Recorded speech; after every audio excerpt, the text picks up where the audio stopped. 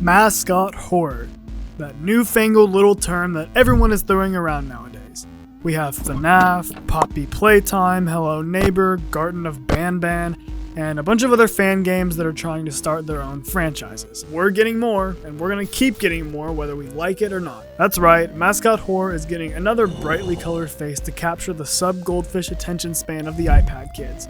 Suzy Snacktime. Wait a second. Suzy Snacktime? Poppy Playtime? Snack time play. Okay then. Even though Kandyland just got an early development trailer in early April, it and the person behind it have already been pretty well known on the internet, in both good and bad ways. Enough YouTube introing. Let's dive into the history of the most infamous FNAF fan project ever made. The story of Kandyland starts with the YouTube channel Goldenlane Studios. It was created on April 26, 2010 by someone named Roman, and it was originally named JS Machinima. Its first video was a teaser for a Silent Hill mod for Half-Life 2, so the guy behind this channel has been invested in horror from the very start, as we can see.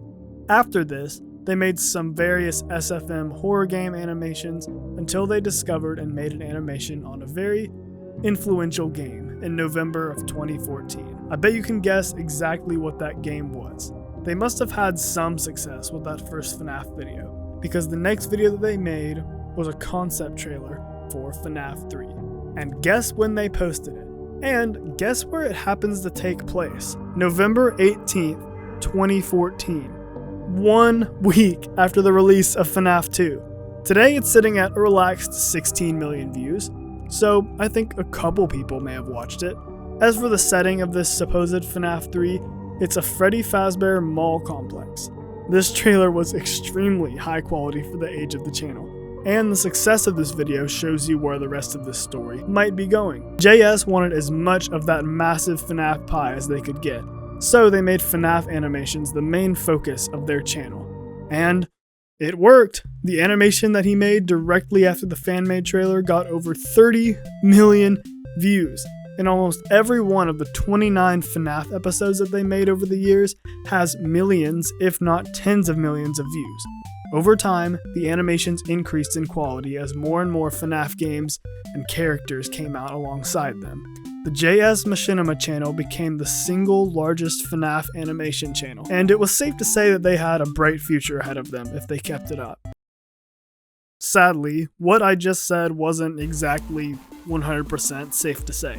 Right in the middle of 2021, things really started to slow down for the channel. They had switched to Unreal Engine 5 for their animations instead of Source Filmmaker, better known as SFM, and the animations were looking better than ever, but it wasn't enough. The SCP, Backrooms, and FNAF-related videos consistently started getting less than 1 million views for the first time in years. JS was facing the challenge that many other YouTubers dread. The situation where they needed to change up their content soon, or else they would slowly fade into obscurity. The same thing just wasn't going to work anymore. They made actually a couple of official animations for Apex Legends and Call of Duty, which one would think should have helped their channel receive some much needed exposure, but it just didn't work. On June 3rd, 2022, a Backrooms animation was uploaded that sits at 142,000 views today. An extreme low point for the channel, although that's not that bad, all things considered. This appears to be the push that really inspired JS to start working on something different. On August 19th, 2022, the Kandyland Twitter account posted a short but extremely polished animation of a partially built animatronic face coming to life. 2 days later, a dancing silhouette of what appeared to be a finished version of that same animatronic face was posted, saying 5 hours left. After the countdown ended, Candy, the new face of Kandyland, was shown in his full glory. He was a kangaroo animatronic who looked like a mix of Candy, see the name similarity, and Funtime Foxy from the original FNAF series. What is this new project that they're starting with these animatronics? Is it a fan game or like a short film, another animated series like they were doing on their YouTube channel? Hashtag NFT. Okay, I know people are sick of hearing about NFTs, so if you don't want an overview of what an NFT is, skip to this timestamp, but I really think it's important to understand what an NFT is for what I'm about to tell you. So here we go. When people heard that Kandyland had a line of NFTs, they immediately assumed that it was a scam. And I completely understand why. By now, you probably already know that NFT stands for non-fungible token. Fungible means able to be replaced, and non-fungible means individual, non-replaceable. For example, if you wanted the original microphone that Freddy Fazbear holds in the FNAF movie, you probably wouldn't be satisfied with a microphone of the same model. You specifically want the microphone used in the movie, because it's special to you. That microphone would be non-fungible. It's the only FNAF movie microphone, making it valuable to some people. That is essentially how an NFT works. When you buy an NFT, you digitally become the official owner of some digital item, like a picture, for example. Of course, people can just screenshot it if they want to look at it. But like a painting, it's the official ownership of the official real thing that makes it special. Why do some people think that all NFTs are a scam? Because of the many fiascos involving big YouTubers, cryptocurrencies, and NFTs. Like Logan Paul and IShowSpeed, which always turned out to be poor investments at best and downright scams at worst. Because of the rocky history of big NFT projects run by YouTubers, it's easy to understand why people would assume that this is a scam. But what is the end goal that this project is using NFTs to fund? It's Suzy Snacktime, making her very original looking debut with her very original name, with her very innocent design. There's a very loaded future for this character that I'll get to very, very soon. On October 14th, 2022, the first video of the animated Kandyland series was posted to YouTube, and it received a lot of attention, mostly because of the sheer quality of this animation. It shows Candy the kangaroo performing, then going backstage to what looks like his charging pod. A mysterious man wearing a mouse mask comes in and does something on a laptop in the room that causes Candy's eyes to turn red and start to malfunction. Whatever the mouse man had tried to do didn't work as intended because it says firmware update failed. Candy walks back to his performing area, but it's empty, and he continues to glitch out as his eyes turn even redder, or more red. I'm not kidding when I tell you that these are movie levels of quality when it comes to the visuals. 5 days later, Tukey Toucan was revealed on Twitter.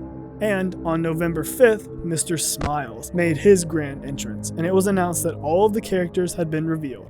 Now it's time for Phase 2. If you thought that things seemed a little off in Phase 1, you haven't seen nothing yet. On October 3rd, a dedicated Suzy Snacktime channel was created, just over a month after the character was revealed on Twitter. The way that Suzy was designed was just a little too perfect for YouTube Shorts and TikToks, and Goldenlane definitely knew that with the way some of these videos are presented. The content is completely family friendly as far as I can see, but the character design mixed with the titles are intended to get certain people's attention in a certain way. And that's all I'll really say about that. And this carried over to the full episodes, which heavily featured Suzy instead of the main mascot in episodes 3 and 4. She kneels in front of a lonely kid with a stuffed rabbit in a back room. Her mouth falls off in front of the kid, and tension slowly builds as the kid asks if she's okay.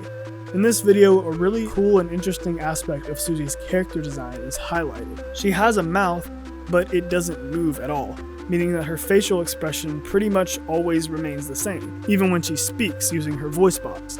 And this character design really clicked with a lot of people, since the channel for Suzy Snacktime now has over 400,000 subscribers. On November 16th, they announced a grand opening that allowed those who interacted to have a chance to win a golden ticket, which I must say is some very clever Willy Wonka theming for a project called Kandyland. After this, it was just more NFTs of different variants of the four main characters, like Queen Suzy Snacktime, Christmas Candy, and Suzy with a rainbow sword for whatever reason. Huge amounts of people were complaining about Kandyland in the comment section though, because they wished that these fantastically designed characters and amazing visuals in the videos could be used for something more substantial, like an actual game, for example. Roman and their team are insanely talented at what they do, and it really is a shame to see them use those talents just to sell expensive pictures, when they could be making more money by making more interactive content. Episode 3 came out on YouTube on March 17th of 2023, showcasing Tukey the Toucan doing his thing with playing cards. After he gets done with his performance, he heads backstage to see Suzy standing there, still missing her mouth. as she twitches and stares at Tuki. What on earth am I saying right now? She holds the toy that belongs to the girl that she talked to in the previous episode, but there's no sign of the girl. The episode ends with her saying, "Hi there!" There is one big misconception about the nature of the Kandyland NFT project. These NFTs exist to help fund the Kandyland project. They aren't Roman's main goal here, they aren't the project. I understand why some people think it's a scam, like Vexidus and his videos about the series, and I think I'm pronouncing that name right. But scam or not, the creator is actually trying to make a product with these characters, not just digital pictures. Now we're here at April 6, 2023. We see Suzy Snacktime sitting on the floor of an abandoned mall complex, her mouth detached from her face again, and she suddenly boots up, puts on her mouth, and looks around. Showing Suzy looking around curiously like this in the beginning of the trailer makes it seem like we might actually be playing as Suzy in the game, which would be an interesting choice. We hear voice lines from someone who sounds almost exactly like the hand unit from the FNAF games. But they wouldn't do as they were told. But as my brother once said, anything can be fixed with a little smile. And apparently his brother said that anything can be fixed with a smile, as we see Mr. Smiles jump into the action. We see a doorway and glowing red eyes appear in the darkness behind it, along with a hand holding out a lollipop to us. The rest of the trailer shows us stunning shots at other locations of the mall. And there we are. This is the product that all the NFTs and thirst traps existed to fund. It looks very similar to Security Breach and setting and animation, a little callback to their FNAF 3 concept trailer, though hopefully it's a little bit less overambitious than Steelwool was. The characters are well designed, the story is written, the characters act, and it's safe to say that the visuals are going to be breathtaking no matter what. The whole hand unit voice and the "my brother is now an evil robot who used to be the co-founder of this place" is disturbingly close to the plot of FNAF, but they could still surprise us with the story.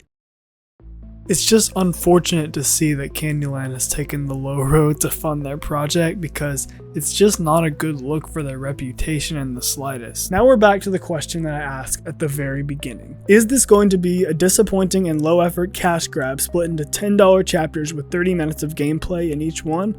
I feel like this will either end up being really disappointing or it will exceed our expectations dramatically. It could end up being exactly what Security Breach should have been if done right, but there's the biggest issue. It doesn't have to be done right to make money, as proved by Garten of Banban and Poppy Playtime. It really only has to please the kids who like seeing YouTubers play it, and the visual is cool enough to buy a Suzy Playtime Snacktime candy plushie thing. With the derivative nature of the characters and concepts, mixed with its questionable methods of raising money, you can't blame people for their reluctance to get their hopes up for Suzy Snacktime of Kandyland. Hey, I know you aren't here to hear any more ads than necessary, but if you like my content and want to support me, I would really appreciate it if you became a channel member. The first tier is only $3 a month and it makes sure that I see your comment and it gives you a special member badge as well. But if that's not for you, that's fine. You've already helped enough by watching as long as you have. Thank you so much for watching. Bye.